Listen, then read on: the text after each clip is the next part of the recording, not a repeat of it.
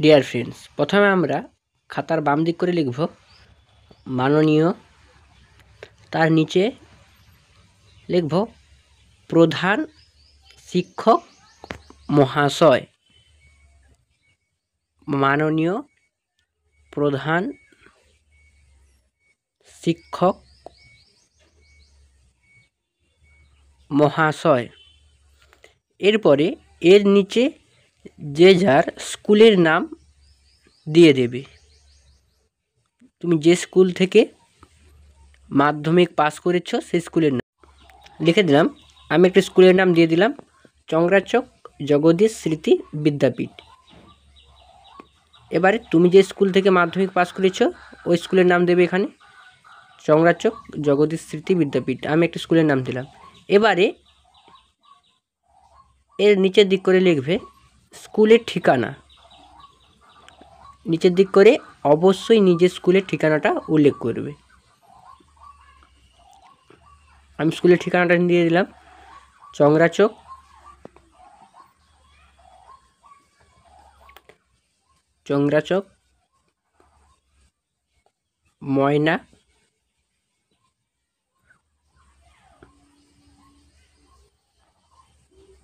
ময়না পূর্ব মেদিনীপুর। এইভাবে প্রথমে সাজিয়ে নেবে মাননীয় প্রধান শিক্ষক মহাশয়, নিজের স্কুলের নাম, তারপরে স্কুলের অ্যাড্রেস অবশ্যই দিয়ে দেবে। এরপরে খাতার মাঝের দিক করে আমরা বিষয় লিখব, যে বিষয়ে আমরা প্রধান শিক্ষক মহাশয়ের কাছে আবেদনটি করব। যেহেতু আমরা পিপিএসের জন্য আবেদন করব, অতএব আমরা লিখব পোস্ট প্রকাশন যাচাই, অর্থাৎ পোস্ট পাবলিকেশন স্ক্রুটিনি যেহেতু আমরা করব, অতএব বিষয় লিখব পোস্ট প্রকাশন যাচাই, ব্র্যাকেটে লিখব পিপিএসের জন্য আবেদনপত্র। পিপিএসের জন্য আবেদনপত্র। ঠিক একইভাবে যারা পিপিআর করবে, অর্থাৎ মাধ্যমিক পরীক্ষাতে যারা উত্তীর্ণ হতে পারে না, তারা সেমভাবে লিখবে এখানে পিপিআরের জন্য আবেদনপত্র। এবারে আমরা খাতার বাম দিক করে লিখব মহাশয়।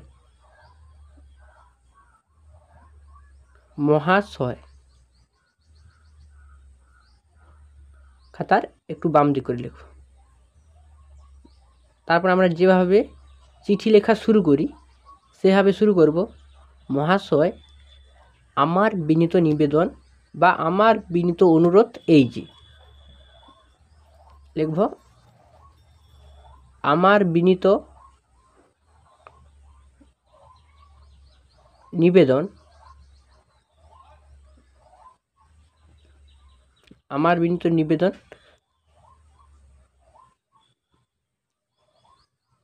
এই যে।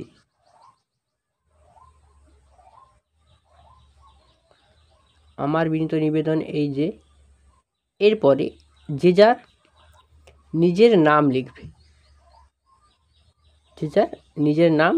লিখবে, আমি একজনের নাম লিখে দিলাম। এও কিন্তু আমাদের এবছর মাধ্যমিকে ভালো রেজাল্ট করেছিল, কিন্তু কিছু নাম্বার কমের কারণে স্টার মার্ক আসেনি। সে কারণে কিন্তু খাতাটাকে রিভিউ করতে চাইছে, অর্থাৎ স্ক্রুটিনি করতে চাইছে। সেই কারণে আমরা প্রধান শিক্ষক মহাশয়ের কাছে চিঠিটি প্রকাশ করব। এবার লিখবে নিজের নাম লেখার পর আপনার স্কুলের বা আপনার বিদ্যালয়ের মহাশয়, আমার বিনীত নিবেদন এই যে, আমি অমুক আপনার বিদ্যালয়ের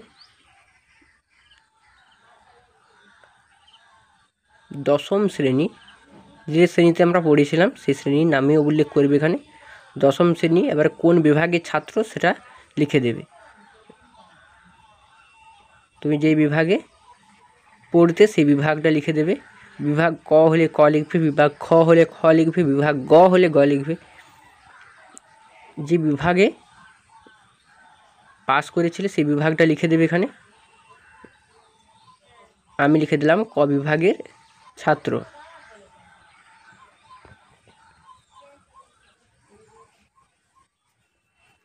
লেখার পরে তারপর লিখবে বার্ষিক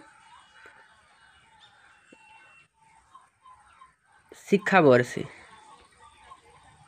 বার্ষিক শিক্ষাবর্ষে তথা 2025 সালে, বার্ষিক শিক্ষাবর্ষে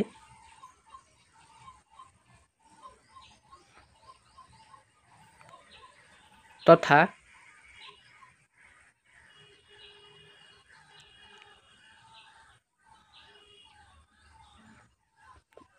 2025 সালে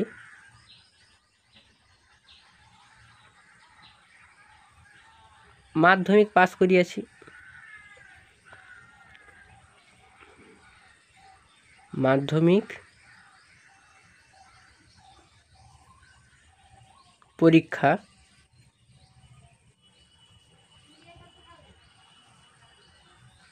বার্ষিক শিক্ষাবর্ষ তথা 2025 সালে মাধ্যমিক পরীক্ষা দিয়া থাকি লিখবে, মাধ্যমিক পরীক্ষা দিয়া থাকি। তাহলে কি লিখবে, বার্ষিক শিক্ষাবর্ষে তথা 2025 সালে মাধ্যমিক পরীক্ষা দিয়া থাকি। বর্তমানে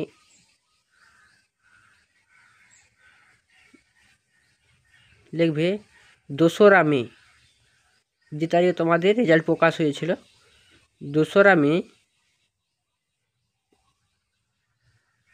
মাধ্যমিকের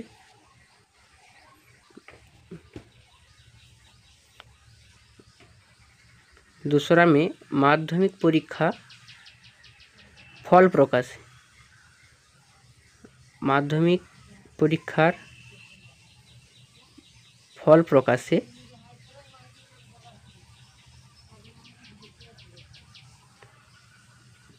প্রকাশে আমার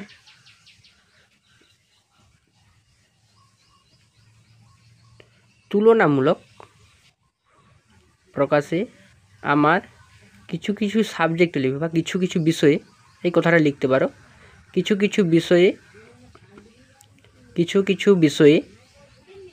তুলনামূলক, কিছু কিছু বিষয়ে তুলনামূলক কম নাম্বার থাকায়, কিছু কিছু বিষয়ে তুলনামূলক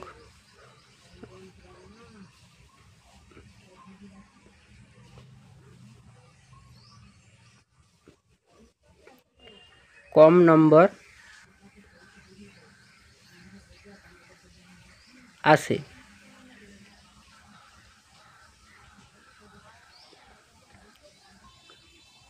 তুলনামূলক কম আসে, যার কারণে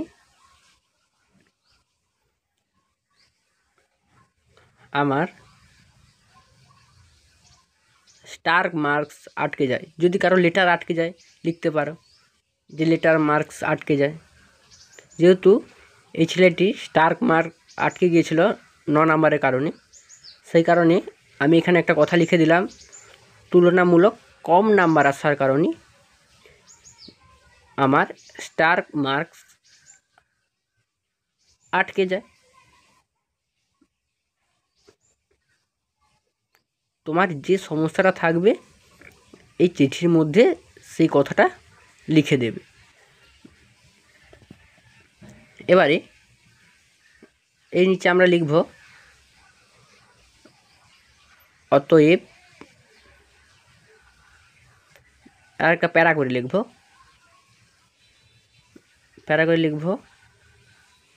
অতএব মহাশয়ের নিকট, অতএব মহাশয়ের নিকট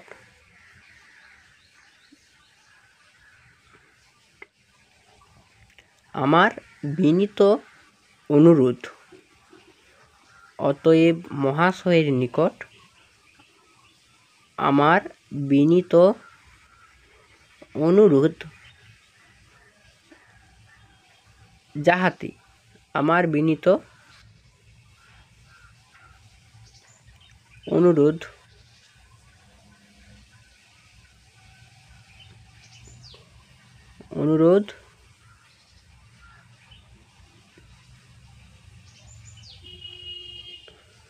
যাহাতে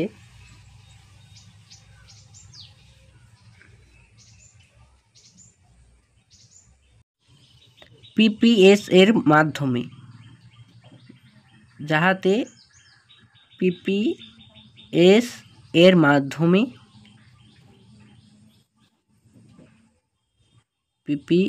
মাধ্যমে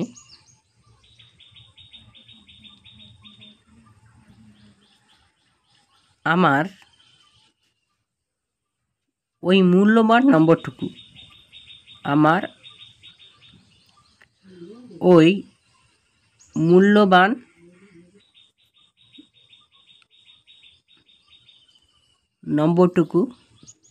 পেতে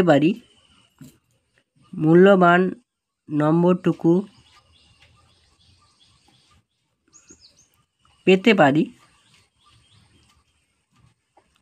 অতএব মহাশয় নিকট আমার বিনীত অনুরোধ যাহাতে পিপিএস এর মাধ্যমে আমার ওই মূল্যবান নম্বরটুকু পেতে পারি, তাহার ব্যবস্থা করিয়া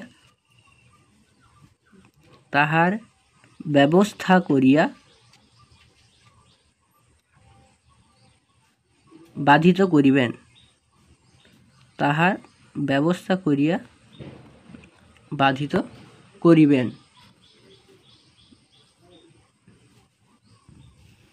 এবারে আমরা খাতার নিচের দিক করে এবং খাতার উপরে অবশ্যই যে তারিখে জমা দেবে তারিখটা অবশ্যই উল্লেখ করবে এবং খাতার নিচের দিক করে যে জমা দেবে তার নাম, অর্থাৎ ইতি বিনীত। এখানে প্রধান শিক্ষক মহাশয়ের কাছে যিনি আবেদন রাখবেন তার নাম এবং তার নিচে অবশ্যই রোল নাম্বার, মাধ্যমিকের অ্যাডমিট কার্ডে যে রোল নাম্বারটা লেখা আছে রোল তারপরে নাম্বার এবং নিচে অবশ্যই রেজিস্ট্রেশন নাম্বারটা উল্লেখ করে দেবে।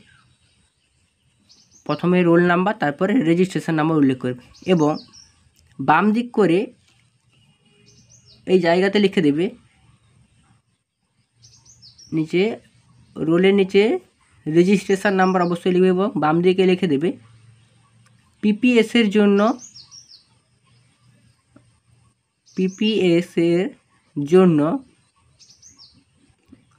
আবেদন করা বিষয়গুলি হলো, যে বিষয়ে তোমার মনোভাব থাকবে যে আমার এই বিষয়ে একটু কম নাম্বার হয়ে গেছে, এই বিষয়ে আমার নাম্বারটি বাড়তে পারে, ওই বিষয়গুলোতে কিন্তু তোমরা স্ক্রুটিনি করবে এবং তোমাদের এবছরের ফিজ 80 টাকা করে নিচ্ছে দেখেছি, অর্থাৎ যতগুলো সাবজেক্টে করবে তত ইন্টু 80 টাকা অবশ্যই তোমাদেরকে স্কুলে জমা করতে হবে। আমি 4টা বিষয়ে লিখে দিলাম, বাংলা, ইংরেজি, ইতিহাস এবং গণিতে।